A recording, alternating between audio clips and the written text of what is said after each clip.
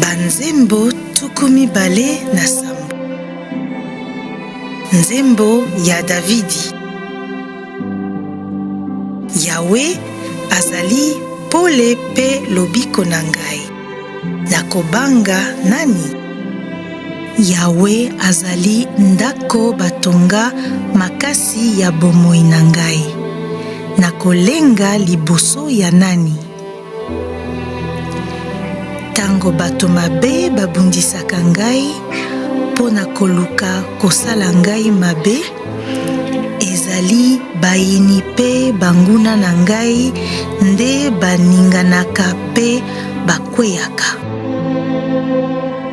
Ata limpinza ezingeli ngai, motema na ngai ekobanga soki moke te.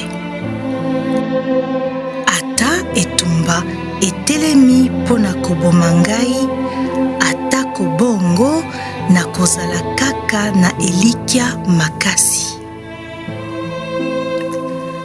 Nalukaka eloko moko kouta na Yawe, eloko moko kaka oyo nasengaka makasi.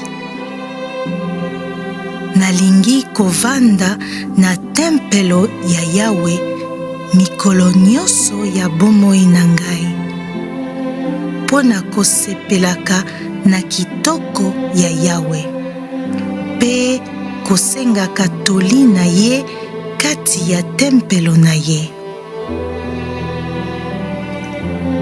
Pamba te na tango ya pasi akobatela ngai kati na evandelo na Ye, akobomba ngai kati ya ndako na Ye ya bule, mpe akotelemisa ngai na likolo ya libanga.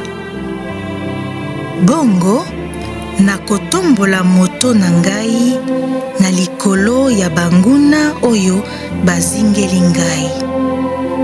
Nakobanda kobonza na se ya lokito ya esengo, bambeka kati ndako na Ye ya bule. Nakobanda koyembela Yawe pe kobetela Ye mindule.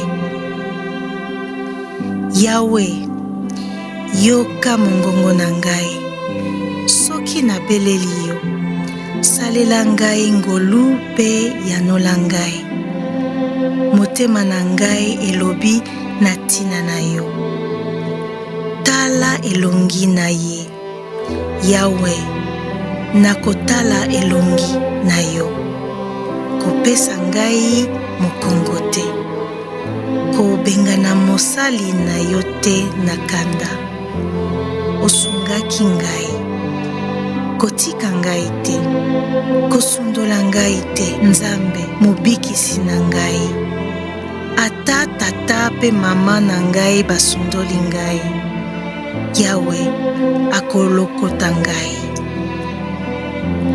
Yawe, lakisa ngai nzela na Yo, tambolisa ngai na nzela ya alima. Pamba te banguna na ngai bazali koluka ngai. Kotika te ete nakangama na motambo ya bayini na ngai. Pamba te batatoli ya lokuta batelemi mpo na kokosela ngai makambo. Bazali kobimisa maloba mabe. Nakozalaka na elikya na likambo oyo. Nakobika bolamu ya Yawe kati na mokili ya bato ya bomoi. Talela Yawe, zala makasi pe yika mpiko. Talela Yawe.